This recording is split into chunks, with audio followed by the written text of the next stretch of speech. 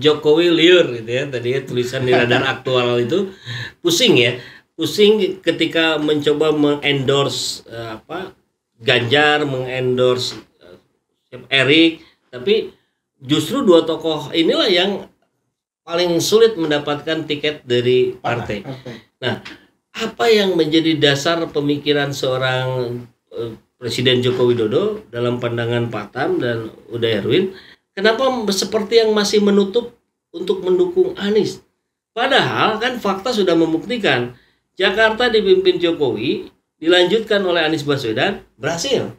Indonesia kan dipimpin Jokowi, kalau dilanjutkan Anies, berhasil juga, insya Allah kan gitu ya. Ada barrier apa kira-kira, hambatan apa yang masih membuat Pak Jokowi belum mau untuk bicara sinyal Anies Capres yang di-endorse? Dugaan saya belum clear apakah Pak Anies akan melindungi Jokowi atau tidak. Karena saya menduga gitu ya, Jokowi ini menyisakan banyak masalah. Kita ambil contoh, kemarin digugat tentang ijazah palsu. Terus yang kedua itu adalah masalah dana COVID yang ratusan triliun, yang katanya tidak boleh diaudit dengan Perpu COVID itu. Terus yang kedua tentang ide gila pindah ibu kota. Ada studi kelayakan. Kalau memang nggak punya uang, nggak apa memaksakan diri. Ini ada apa? Kan ketakut terbongkar. Yang ketiga tentang kereta cepat Bandung-Jakarta yang hanya 150 km mengalahkan kereta cepat di Sri Lanka yang 400 km berlipat-lipat. Ini kan kalau dibuka bahaya Jokowi. Jangan-jangan Jokowi presiden pertama yang berada di jeruji besi, ya kan? Nah ini dia perlu jaminan. Nah, makanya kenapa dia mau endorse siapa namanya? Ganjar Pranowo dan Erick Thohir. Ya, karena dia perlu kepentingan itu. Nah, di dua orang itu dipastikan aman begitu ya? Aman. Kenapa dia sekarang dicuekin oleh PDIP?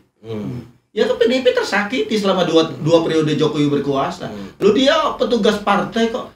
Kenapa yang sekarang berkuasa itu Luhut lebih berkuasa daripada Megawati? Kalau saya orang PDIP ya tersinggung dong. Dia nggak akan bisa jadi presiden tanpa PDIP. Makanya cocok kalau kita dorong Puan Maharani untuk menjadi wapresnya Prabowo Subianto. Kenapa muncul sekarang ada ide Prabowo Erik? Itu dalam rangka membuyarkan skenario Prabowo Puan Maharani.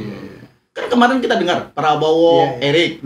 Dulunya ada Prabowo Caimin. Dulu juga ada istilahnya Prabowo Ganjar. Dan terakhir ada Prabowo Jokowi. Nggak laku dijual. Sekarang mencoba Prabowo Erik, ternyata di balik skenario Prabowo Erik itu ada skenario Ganjar Erik karena ingin memisahkan Prabowo dan Puan sehingga Ganjar ini dapat tiket dari PDIP. Saya kira Ibu Megawati tidak sebodoh itu ya. Iya. Saya kira Ibu Megawati sudah bisa membaca. Jam terbangnya jauh lebih tinggi dari Tarmizi yang bukan ketua umum partai. Memang kenapa kalau Puan Ganjar misalkan PDIP? Tidak mungkin. Walaupun secara presidensial threshold PDIP bisa mengusung calon sendiri, Ganjar Puan atau Puan Ganjar, secara peta politik tidak menguntungkan, sulit untuk menang. Loh, ceruknya sama, pemilihnya sama, partainya sama. Lain cerita kalau Gerindra ya. Kalau Gerindra dengan Puan, masih ada peluang Anies Puan. Kembali pada positioning kita nih ya, Anies Rashid Baswedan yang terus mendapatkan sambutan yang meriah di mana-mana. Luar biasa ya.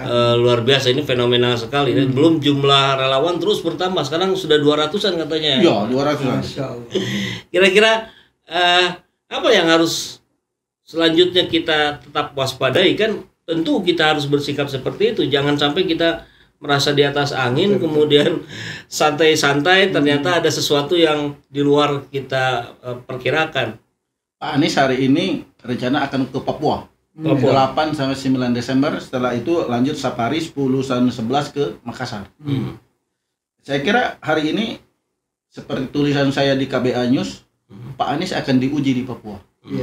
Kalau kita lihat kan gini, nggak aneh deh kalau masa Pak Anies itu banyak di Tasik, di Ciamis, di Jogja, di Palu, ya kan, di Aceh apalagi di Sumatera Barat yang insya Allah 98% orang Sumatera Barat akan Artinya pilih itu Pak Anies. kantong ini lah ya. Kantong-kantong Pak Anies. Anies. Nah sekarang itu Bukan di ada di kantongnya. kantongnya Jokowi. Kalau di kantongnya Jokowi Papua ini sambutan antusias Pak Anies, dan insya Allah dengan pertolongan Allah Pak Anies jadi presiden. Tinggal menunggu waktu. Bukan kita sombong gitu ya, bukan. Karena kita ini yakin kalau di kantong-kantong Jokowi saja Pak Anies mendapat respon yang luar biasa kan Saiful, dan komandan ada di situ, saya kira insya Allah kita yakin betul Pak Anies. Tinggal kita mengawal selanjutnya. Berarti lawan Pak Anies bukan capres yang lain. Seperti kata komandan, siapapun capresnya, presidennya Anies Baswedan, musuhnya adalah kecurangan. Cuma itu yang bisa mengalahkannya dia. Cuma itu bisa mengalahkan. Kita akan lihat ini 2 hari ini Pak Anies bagaimana respon warga Papua. Baik, dari Ranis, kira-kira apa yang akan dipersiapkan untuk tadi mewaspadai, mengantisipasi praktek-praktek kecurangan yang seperti yang terjadi di indikasi yang sangat kuat di Pilpres sebelumnya. Ya baik, bismillahirrahmanirrahim. Jadi kita nih relawannya masih baru nih Bang. Ya. Relawan Ranis ini terdiri dari tokoh-tokoh yang mudah-mudahan tokoh-tokoh hebat lah ya. Insyaallah. Ada pengusaha, ada juga profesor, ada juga ya artinya artis-artis lah ya. Ya. Nah, kita ini mengambil segmen yang orang umum yang jarang menjamah masuk ke dalam. Kalau misalnya tokoh-tokoh pejuang-pejuang oposisi itu biasanya udah Pak Tarmizi ahlinya, relasinya ya. Kalau saya tokohnya orang-orang umum. Saya kebetulan Bang banyak dimasukin di grup emak-emak ya, yang suka dangdut, yang suka grup musik, lagu-lagu nostalgia. Nah ternyata di sana banyak orang potensial. Ada ternyata cantik-cantik banyak, cuma bukan pakai nama Anies, namanya Ranis ini. Nah, jadi saya ngambil segmen itu dan ternyata mereka senang ya di grup itu karena mereka nggak tahu tadi mereka tuh banyak Bang pengen ikut gabung dari relawan, tapi Pak Ketum Pak Tarmizi itu dia nggak tahu masuknya kemana. Nah ketika saya menawarkan mereka bisa tuh Pak Erwin kan gitu kan. Ya akhirnya saya buatlah.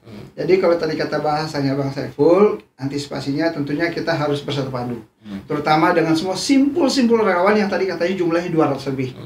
Sudahlah, kita akhiri misalnya, kalau kata bahasanya Pak Anies begini di Grand Hotel Tasikmalaya. Kita ini simpul-simpul ini sebenarnya ini harusnya bahu-membahu, bersatu, kemudian kita saling support satu sama lain. Sehingga kita mengisi kekosongan-kekosongan yang nggak ada di simpul ini, kita masuk. Atau kita menjadi penyokong daripada simpul-simpul yang lain. Waktunya kita bergandengan tangan, kata Pak Anies, kita ini, sudahlah, kita ambil, memenangkan hati. Jangan memenangkan debat ya di grup, memenangkan hati. Dengan kita memenangkan hati, orang-orang yang belum masuk yang tadinya ke grup-grup Anies, akhirnya mereka bersimpati masuk ke grup-grup Anies, apapun simbol-simbolnya. Oke. Itu menurut saya, Pak. Jabar Manis, Pak Tam, kira-kira secara yang lebih teknis apa yang akan dipersiapkan untuk mewaspadai tadi praktek-praktek kecurangan yang mungkin akan terjadi? Yang pertama, kita akan rebut dulu kemenangan di 6 kabupaten kota di Jawa Barat. Itu kita akan rebut dulu. 6 kabupaten kota. Apa aja tuh, Pak? Indramayu, Subang, Cirebon, Majalengka, Banjar, dan Pangandaran. Pangandaran itu kan 65%. Jawa Tengah, Solonya Jawa Barat. Ini kita kerja keras. Harus menang. Kalau ingin Pak Anies selama ini 6 kabupaten kota ini basis merah. Basisnya Pak Jokowi. Nah, makanya kita sekarang rangkul pendukung Pak Jokowi. Iya, betul. Jangan diserang mereka. Jangan diajak berdebat mereka. Jadi kita berdamai dengan keadaan. Mengajak mereka untuk menatap Indonesia baru. Jangan lihat, kata Pak Anies, jangan lihat peta masa lalu. Peta politik 2019 itu sudah masa lalu. Sekarang kita tatap peta perubahan tahun 2024 bersama Bapak Anies Rashid Baswedan. Seperti dalam matematika politik saya, 01 tambah 02 sama dengan 03. Pendukung Jokowi ditambah pendukung Prabowo Subianto sama dengan pendukung Anies Baswedan. Langkah selanjutnya kita insya Allah kita akan kawal bersama dengan simpul relawan yang lain. Kita bersatu padu dengan komandan, dengan Ranis, dengan Abdi Satu, ya, dengan Jarnas, dengan Anies, Aliansi Nasional Indonesia Sejahtera, dengan RAN, kita bersatu padu untuk mengawal pemilu ini di TPS. Nanti kita bagi-bagi job dan lain sebagainya. Bila perlu kita buat aplikasi bersama, untuk kawal pemilu. insya Allah ikhtiar kita untuk mengawal kemenangan Pak Anies dengan pertolongan Allah dan sesuai dengan persangkaan kita sebagai orang beriman. Amin, amin. Jadi ikhtiar secara manusia kita optimalkan, tapi tentu juga di saat yang sama kita juga maksimalkan juga ikhtiar dengan doa dan permohonan pertolongan Allah Subhanahu wa taala. Baik, luar biasa diskusi yang mencerahkan, dan mudah-mudahan ini juga mencerahkan sahabat SJ Channel semua. Silakan di-share sebanyak-banyaknya video ini agar semakin banyak orang tahu bahwa kita punya kekuatan, kita punya optimisme tanpa harus merendahkan pihak lain. Kita bisa terus membesarkan Bapak Anies Rashid Baswedan sampai menjadi presiden di 2024. Insyaallah ya. Terima kasih sudah hadir di studio mini saya. Assalamualaikum warahmatullahi wabarakatuh. Waalaikumsalam warahmatullahi wabarakatuh. Alhamdulillahirrabbilalamin. Saat ini banyak sekali sahabat-sahabat dari Saiful Zaman Channel yang menjadi patron dari kegiatan ini, yang mendukung, yang mensupport dengan berbagai cara. Luar biasa, via WhatsApp, via grup, via media sosial lainnya. Bahkan tidak sedikit yang kemudian mendonasikan uangnya untuk perjuangan kami di medan dakwah ini. Ya jelas hal ini sangat membantu keberlangsungan channel ini, karena kebutuhan pun kemudian bertambah. Tidak bisa lagi ini dikerjakan oleh 1-2 orang. Kita harus merekrut lebih banyak orang. Dan itu jelas membutuhkan dana yang tidak kecil. Nah, oleh karena itu buat sahabat-sahabat semua yang terus mendukung kami, doakan juga kami untuk mampu istiqomah, untuk mampu terus menyuarakan dan menggemakan suara hati rakyat. Dan seperti biasa, bagi yang ingin membersamai kami dengan membantu operasional channel ini, sahabat bisa mendonasikannya ke nomor rekening yang ada di bawah sini. Dan silakan untuk mengkonfirmasikannya ke nomor yang ada di sini.